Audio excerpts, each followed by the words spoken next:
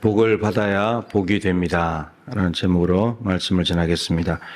오늘 시편 1편인데 150개의 시편을 시작하는 시편입니다. 근데 시편 1편의 주제가 뭐냐 하면 복 있는 사람은 이렇게 시작을 합니다.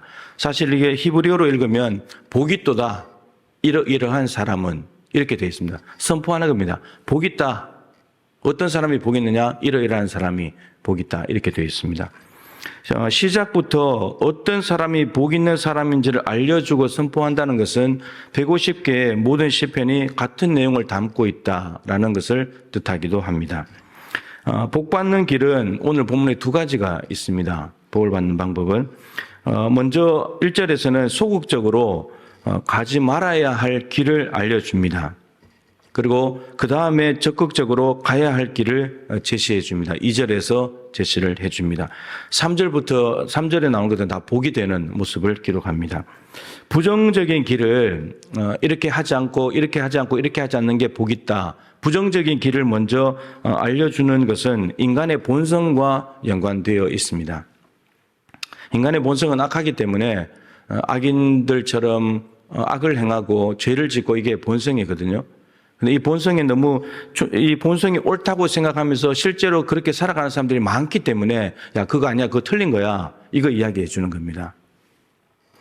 1절 말씀인데 악인들의 꾀를 따르고 죄인들의 길에 서고 오만한 자들의 자리에 같이 앉아 있는 것이 복받는 방법입니다. 이것은 하나님이 없는 사람들이 복받는 방법입니다. 세상 사람들이 추구하는 복받는 방법이죠. 하나님이 없는 것 자체가, 안에 하나님이 없는 것 자체가 악한 겁니다. 악인입니다. 악인이 살아가는 방식 또한 나쁜 방법들을 찾겠죠. 불법을 저지르고 불의를 하고 속이고 훔치고 빼앗고 그렇게 살아가서 그걸 다 움켜쥐고는 나 복받았어 이렇게 생각한다는 겁니다. 그 결과는 어떨까요? 오늘 본문에 바람에 나는 겨와 같다. 이런 겨는 바람이 부는 대로 날아가 버립니다. 안정되지 못하다는 거죠. 흔들리는 삶을 살아가게 된다라는 것입니다. 결국은 어떻게 됩니까? 6절에 악인들의 길은 망하리로다. 망하는 인생이 됩니다. 그 악인들의 꾀를 따르고 하는 것이 복받는 길인 줄 알지만 망하는 길이라는 거예요. 결국은 악인들의 꾀, 죄인들의 길을 오만한 자들의 자리에 앉는 것은 복받는 방법이 아닌 것입니다. 그렇게 복받을 수는 없다고 말씀하고 계십니다. 그 결론은 뭐냐면 누가 복이냐? 이렇게 살지 않는 사람들이. 복이 또다. 악인들의 꾀를 따르지 않는 사람, 죄인들의 길에 서지 않는 사람, 오만한 자들의 자리에 앉지 않는 사람이 복받는 거다. 이렇게 말합니다. 여러분, 복 있는 사람은 하나님이 없는 사람의 방법을 선택하지 않습니다. 선택이 중요합니다. 그걸 선택하지 않습니다. 착각하지 않는 거죠. 복받는 또 하나의 길이 2절에 있습니다. 우리가 잘 아는 오직 여호와의 율법을 즐거워하고 그 율법을 주야로 묵상하는 사람. 하나님의 말씀입니다. 기억해야 될 나름대로의 원리, 논리를 좀 여러분들이 기억하시면 좋겠는데 복을 주시는 분은 누구입니까? 복을 주시는 분은 하나님이십니다. 복의 근원 강림하사. 하나님이 복을 주시는데 하나님이 복을 주신다면 하나님이 복을 주시는 방법이 있겠죠. 복 주시는 분이 하나님이니까 복을 주는 방법이 있을 것입니다. 그렇다면 그 방식을 알아야만 내가 복을 받을 수 있는 겁니다. 우리가 먼저 복을 받기 위해서는 하나님의 방식대로 살아야 되는 거죠. 해야 되는 거죠. 그래야 먼저 복을 받아서 남에게 복이 되는 삶을 살 수 있게 되는 겁니다. 그런데 하나님께서 주시는 복을 받는 하나님의 방식이 뭐냐 하면 말씀에 순종하는 겁니다. 하나님의 방법은 이것입니다. 성경 전체에서 이것을 이야기합니다. 묵상하다는 말이 나오는데 묵상하다는 말은 읊조리다. 소리 내서 중얼중얼거리면서 읊조리다. 시를 읊조리듯이 말씀을 읊조리는 겁니다. 그 말씀을 읽고 듣고 외우고 이게 다 이제 마음에 담는 것 이게 다 이제 읊조리고 묵상하는 것인데 말씀을 붙잡는 거죠. 말씀을 자꾸 먹는 거예요. 말씀을 붙잡는 거예요. 언제까지 말씀을 붙잡냐? 말씀이 나를 붙잡을 때까지. 내가 말씀 붙잡는 거예요. 이 말씀이 나를 붙잡을 때까지. 말씀 붙잡는 거예요. 말씀을 온몸으로 살아내는 거예요. 손으로, 입으로, 눈으로, 발로, 귀로 온몸으로 다 살아내는 거예요. 몸부림치는 거죠. 잘 안 됩니다. 잘 안 되는데 살아내려고 어쨌든 몸부림치는 거죠. 그리고 어디까지 포함해야 되냐면 못 살면 괴로워하는 것까지 포함해야 합니다. 말씀대로 못 살았을 때 우리는 또 말씀대로 못 살았는데 이것이 아니고 괴로워야 됩니다. 내가 또 말씀대로 못 살았구나. 내가 이렇게 연약하구나. 여기까지 가야 됩니다. 이게 말씀으로 사는 삶입니다. 악인들 따라서 말씀을 붙잡고 살아야 된다면 이렇게 이해하면 되죠. 악인들의 꾀가 아니라 말씀의 지혜를 따르는 겁니다. 죄인들의 길이 아니라 진리의 길에 서는 거예요. 오만한 자들의 자리가 아니라 겸손하게 말씀에 순종하는 자리에 앉는 겁니다. 그게 말씀 가지고 살아가는 방법이에요.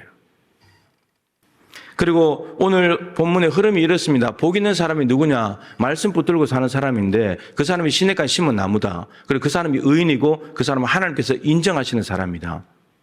이렇게 본문이 흘러갑니다. 시냇가에 심은 나무는 시내에 뿌리를 내리고 있습니다. 견고합니다. 흔들리지 않습니다. 악인들은 바람이 나는 겨와 같이 날아가 버리지만 이 나무가 시냇가에 뿌리를 내리고 있다. 절대 흔들리지 않습니다. 그리고 나무만 써 있는 것이 아니라 거기에는 꽃도 있고 열매도 있고 잎사귀도 있고 그늘이 있습니다. 이 모든 것들을 아낌없이 사람들에게 내어줍니다. 아낌없이 주는 나무 있잖아요. 아름다운 꽃을 통해서 향기와 감동을 줍니다. 그리고 열매를 통해서 유익을 주죠. 지친 영혼들에게 쉼과 안식을 제공하는 멋진 인생이 된다는 겁니다. 여러분 이게 복이 되는 삶인 거예요. 1절을 떠나게 하는 힘 그리고 3절이 되게 하는 힘이 어디 있냐? 2절에 달려있다는 거예요. 2절. 하나님 말씀, 오직 말씀의 힘입니다. 말씀만이 1절과 3절을 가능하게 한다라고 하는 거죠. 시편 119편 11절에 보면 내가 주께 범죄하지 아니하려 하여 주의 말씀을 내 마음에 두었나이다. 하나님께 범죄하지 않는 방법은 다양합니다. 거절할 수도 있는 거고 그 자리를 피할 수도 있는 거고 또 요셉처럼 억울하게 누명쓰고 고난 받을 수도 있는 거고 죄는 피할 수 있거든요. 근데 시편 119편 기자가 하는 죄를 범하지 않는 방법이 뭐냐? 말씀을 마음에 두는 거래요. 말씀을 마음에 담는 거래요. 오늘 말씀처럼 주야로 묵상하면서 말씀을 마음에 담아두면서 내가 범죄하지 않으려고 내가 말씀을 마음에 담아두었습니다. 그러면 마음에 말씀을 담아두지 않으면 죄 짓게 된다는 거예요. 말씀이 없어서 죄 짓게 된다는 거예요. 1절에 나오는 악인이 복받는 방법을 따라가는 것을 막아주는 방패가 뭐냐? 말씀이다. 이런 겁니다. 이 시편 119편 기자가요, 말씀의 힘을 범죄하지 않는 이 말씀의 능력을 경험하고 나니까 기도가 나옵니다. 133절에 보면 기도가 이렇게 나옵니다. 나의 발걸음을 주의 말씀에 굳게 세우시고 어떤 죄악도 나를 주관하지 못하게 하소서. 내 발걸음을 악인들의 꾀, 죄인들의 길, 오만한 자들의 자리로 가지 않도록 말씀 위에 내 발을 디디고 서서 있을 때 어떤 죄악도 나를 건드리지 못하게, 주장하지 못하게 해 주십시오. 이 말씀의 능력을 경험한 사람이에요. 그러다 보니까 내가 말씀 위에 계속 서 있겠습니다. 다른 데 헛다리 짚지 않겠습니다. 나를 주장하지 못하도록 지켜주십시오. 이렇게 이제 기도를 했습니다. 그러니까 악인들의 꾀를 따르고 죄인들의 길에 서고 오만한 자들과 함께 하지 않는 방법이 말씀을 마음에 두는 것이기도 한데 그 말씀을 두면서 뭐라고 하냐? 죄가 나를 주장하지 못하도록. 그러니까 내가 죄로 가지도 않겠지만 죄가 나한테 오지도 못하게 해달라고. 이렇게 지금 기도를 하는 겁니다. 내가 가짜 복을 얻기 위해서 쫓아다니지도 않겠지만 말씀을 가지고 내가 말씀을 가지고 있으니까 가짜 복이 나를 유혹하지도 않게 해주십시오. 이 기도를 하고 있는 겁니다. 철저히 말씀으로 지켜내고 있는 모습을 보게 됩니다. 복이 아닌 것들을 복이라고 말하는 길을 막아주면서 시냇가에 심은 나무와 같은 참 복의 길로 안내하는 것은 바로 말씀이다 라고 오늘 시편에서 말하고 있습니다. 여러분, 따라간다, 따르다는 말은 간다는 말이죠. 그 다음에 죄인들의 길에 서고 오만한 자들이 앉는 것, 가고 서고 앉는 것, 이제 우리 이 모든 일상인데 이런 용어들이 함께 어우러져서 등장하는 아주 익숙하고 유명한 구절이 있죠. 바로 쉐마입니다. 신명기 6장 4절부터 9절에 나오는 거죠. 유일하신 여호와 하나님을 마음을 다하고 뜻을 다하고 힘을 다해서 사랑해라. 어떻게? 말씀으로. 이 말씀을 너는 여기서는 부모, 아버지를 말합니다. 너는 마음에 새기고 내 자녀에게 부지런히 가르치며 집에 앉았을 때든지, 부지런히 가르치는데 어떻게 가르쳐야 되냐? 앉아 있을 때, 길을 갈 때, 누워 있을 때, 일어날 때 항상 이 말씀을 강론하고 손목에, 눈썹 사이에, 문설주에, 바깥 문에 말씀을 기록해라. 계속해서 말씀을 볼 수 있도록. 그러니까 오늘 본문 시편 1편처럼 하나님의 말씀을 따라가고 서고 앉기도 해야 되지만, 신명기 6장처럼 모든 삶의 자리에 항상 말씀이 있게 해라. 이걸 말하는 겁니다. 쉐마 신명기 6장 4절부터 9절을 오늘 말씀으로 풀면 이렇게 됩니다. 부모가 먼저 복을 받아라. 그래야 자녀들이 복을 받지 않겠냐? 자녀들에게 복 받는 길을 가르쳐 줘야지. 이 말은 합쳐버리면 너희들 가정이 복 받아라. 가정이 잘 돼야 된다. 그래야 나라가 산다는 겁니다. 무엇을 따라갈 것인가, 어디에 쓸 것인가, 어디에 앉을 것인가는 선택의 문제인데 부모가 먼저 잘 선택해야 된다. 그래야 자녀가 뭘 선택할지를 보고 배우지 않겠냐라는 겁니다. 부모님들의 선택이 중요한 거예요. 말씀을 선택하는 겁니다. 신명기 6장과 연결해서 신명기 28장이 축복과 저주의 장으로 유명한 장 아닙니까? 어떤 사람이 복을 받고 어떤 사람이 저주를 받을 것인가. 딱 한 가지 조건에 하나님이 이 모든 축복과 모든 저주를 다 걸어놨어요. 말씀 순종입니다. 하나님의 말씀에 순종하면 들어가도 복을 받고 나가도 복을 받고, 그러나 말씀에 불순종하면 나가도 저주, 들어와도 저주를 받는다. 말씀 순종 하나에 모든 것을 다 걸어 놓았습니다. 마치 이런 것 같아 보입니다. 말씀에 순종하는 사람에게는 복이 따라다니는 것 같아요. 근데 불순종하는 사람이 저주가 따라다니는 것 같아요. 그러니까 어디를 가도 저주고, 순종하는 사람은 어디를 가도 복이 넘쳐나고. 하나님은 그런 삶을 우리에게 주시고 싶다는 거죠.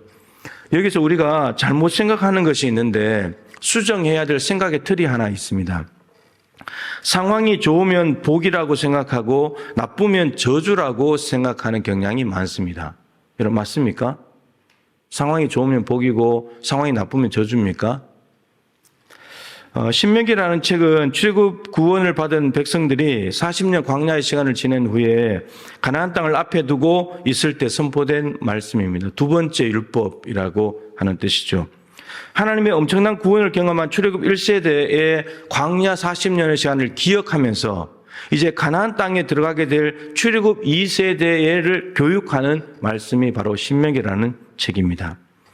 출애굽 1세대는 광야 세대죠. 길도 없고 먹고 마실 것도 없는 최악의 상황을 살아온 세대입니다. 그럼 저주받은 세대입니까? 출애굽 2세대는 가나안 세대죠. 길이 있고 먹고 마실 것이 풍족한 최고의 환경을 살아갈 세대입니다. 그럼 복받은 세대입니까? 1세대를 통해서 기억해야 하고 2세대를 교육해야 하는 주제는 동일합니다. 하나님 말씀을 붙잡아야 산다는 것. 동일한 주제입니다. 환경이 좋아야 산단다. 환경이 나쁘면 망한단다. 그거 가르치지 않습니다. 하나님 말씀 붙잡아야 산단다. 똑같습니다. 광야나 가나안이나. 광야 세대도 사람이 떡으로만 사는 것이 아니라 말씀을 붙잡아야 산다는 것을 훈련했습니다. 가나안 세대도 마찬가지입니다. 먹고 마시는 것이 풍족하지만 그것이 아니라 하나님의 말씀을 붙잡아야만 살아낼 수 있다는 것을 반복해서 교육하고 가르치고 있습니다. 속지 말라는 거죠. 풍족함 때문에 이것이 나를 살게 한다고 속지 말라는 거예요. 너희들 말씀 붙잡아야 돼. 이런 광야의 나쁜 조건 때문에 저주받은 것도 아니고 가나안의 풍요로운 환경이 복을 받은 것도 아니라는 것입니다. 여러분 1세대가 광야에서 왜 다 엎드러져 죽었습니까? 2세대가 가나안 땅에 그 풍족한 환경에 들어가서 왜 가나안 땅에서 쫓겨났습니까? 이유는 동일합니다. 환경이 좋았냐 나쁘냐 그거는 차이죠. 다른 점이잖아요. 그런데 같은 점이 뭐냐? 말씀을 버렸기 때문입니다. 말씀 버렸기 때문에 가나안 땅에서 광야에서도 그렇게 고생을 한 것이고 가나안 땅에 들어갔을 때도 말씀 버렸기 때문에 하나님이 가나안 땅에 쫓아내신 거예요. 상황이 좋으냐 나쁘냐 그래서 복이냐 저주냐 그것이 중요한 것이 아니고 하나님의 말씀을 붙잡고 있냐 그것이 중요하다는 겁니다. 말씀 붙잡으면 광야도 가나안이 되는 거고 말씀을 버리면 가나안도 광야가 된다라고 하는 거죠. 하나님께서 복과 저주를 내리시는 기준은 하나입니다. 하나님 말씀에 순종하냐. 그거 하나에 모든 복을 다 걸어 놓았습니다. 우리에게 막 수십 가지를 행해야 복을 받는다 그러면 우리가 어떻게 다 하겠습니까? 근데 하나만 해라. 말씀 지키는 거. 그거 하나만 해라. 내가 복 줄게. 그렇게 말씀하십니다. 에스라 9장에 보면 에스라가 회개 기도를 하는 내용이 나옵니다. 왜 회개 기도를 하느냐면 바벨론에서 포로로 갔다 돌아온 이스라엘 백성들 중에서 이방 여인을 취하에다가 아내로 혹은 며느리로 삼은 사람들이 있었기 때문입니다. 근데 이 고위 관리들이 그 일에 앞장섰다는 겁니다. 여러분 이스라엘 백성들이 왜 포로로 잡혀갔습니까? 바벨론 땅에. 이방 여인들과 결혼하면서 이방 신들을 섬기기 때문이거든요. 근데 포로로 70년 갔다 왔는데 또 그 짓을 하고 있는 거예요. 고위 관리들이. 그래서 에스라가 하나님 앞에 엎드려서 회개하면서 눈물로 마음을 찢으면서 회개를 하고 있었습니다. 근데 그 에스라의 모습을 보면서 몰려온 사람들이 있었습니다.